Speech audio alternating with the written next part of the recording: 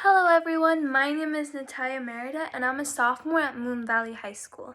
So the title of my STAR event is Teach and Train, and the title of my project is Painting with a Passion. So if you could all please go to page 4 to my planning process page, you can see that I've addressed my concern. So as Pablo Picasso famously once stated, every child is an artist. The problem is how we remain an artist once we grow up. So there's a clear difference between process art and product art.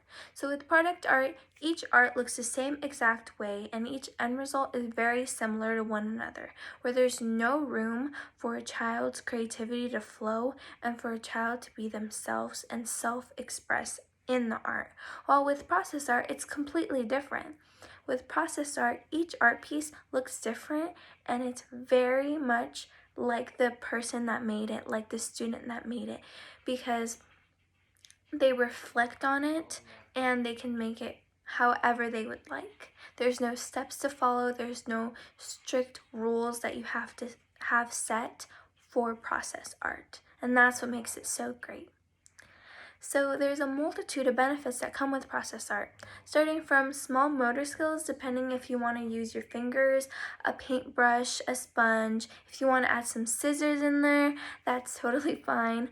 And that will help with your small motor skills, to your observation skills, and to your self-expression skills, of course. So my main goal is to have process art be included in more classrooms because of the multitude of benefits that come along with it. So if you go to page number 6 to my career exploration page, you can see that there is a pathway to be in the education system. So first, you would have to get your associate's degree in early childhood. Then you can get a bachelor's in either family consumer science, early childhood, CTE, or education. Then you can get a master's degree in all of the ones that I've previously mentioned before. Then you could be an administrator, or you can be a preschool director in a public school. Traits that I've noticed in all of these qualifications and to be a successful teacher is 1, to be patient. Especially if you're going to work with children at a preschool, you have to know that each student works at a different pace and everyone works a different way. There might be certain ways that they will learn better, so you have to be patient and calm and collected. Another trait is an organization skill. You have to have great organization skills because you're going to be making lesson plans. You have to be prepared for every day. Is a huge part of being a good teacher. And then you have to have passion. You have to be encouraging to your students because teaching is kind of like a lifestyle. So if you go to page 18, you can find my shadow experience where I have seen these traits in Miss G, which is the amazing teacher I got the opportunity to shadow. So I got to shadow sit down time where small things that she includes into the lesson make a huge impact into the children's life, such as calendar time, which includes math in the lesson, which students will use once they progress in their grade school years. Something that I observed is that there was a student that was off task, but Miss G carefully assessed it without making a ruckus and having all the other kids directed their attention to the student that was making the issue. But they were still going and listening to the lesson, and Miss G very discreetly helped the student, which is something that I will make note of whenever I'm working with kids, and all her nice tips and talk experience that I talked to her after the shadow experience.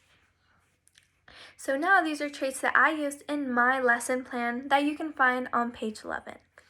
So first, I introduce myself, I tell them hi, and I will let them know what we'll be doing that day to all the preschoolers because I've never met them before.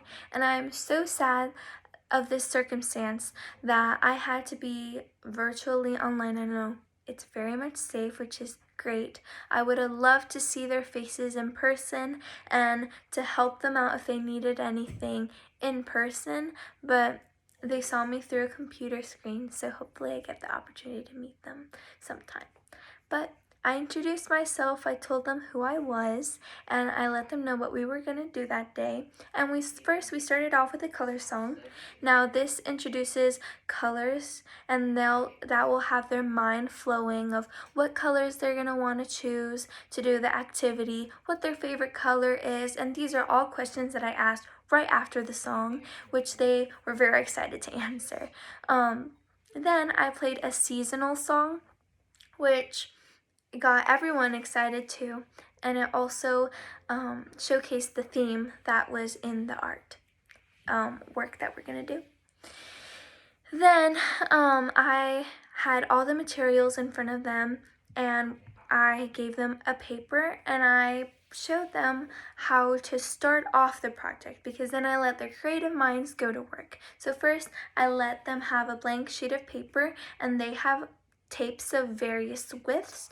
There's some thin ones, there's some thicker ones, and they can place it wherever they want on the paper, wherever they consent to.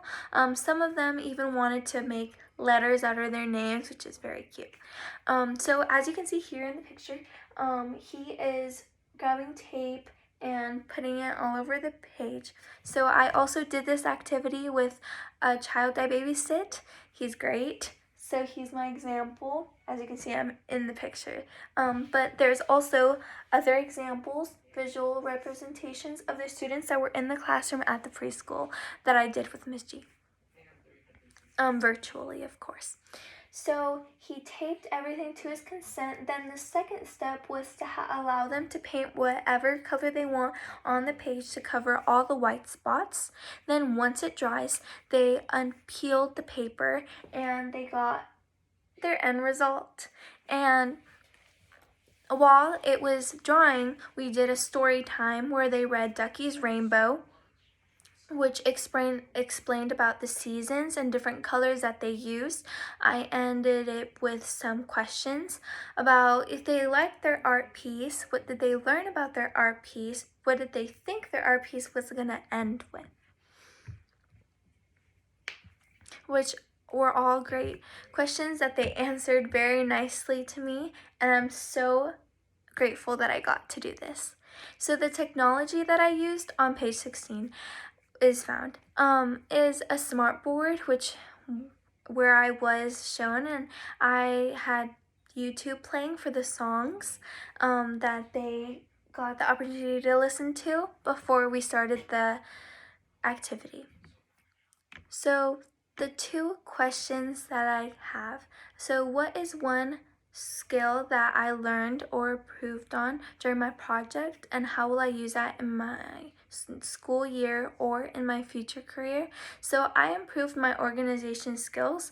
I set a personal date to what time a section of the project was going to do, and I managed my skills, and I said, this is the day I'm going to do it, and that's when I did it. And these are skills that I'm going to use all over my life. You need to be organized, which is a key thing that I mentioned before. Another question that I got was, what obstacles cause challenges in your work, and how did I address them?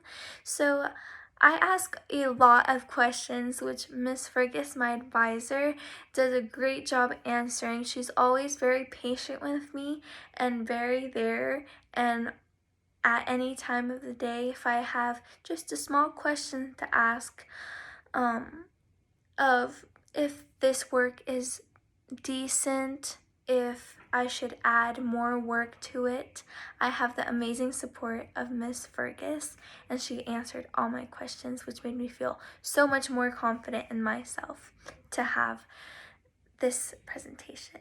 So have a great day, and thank you so much.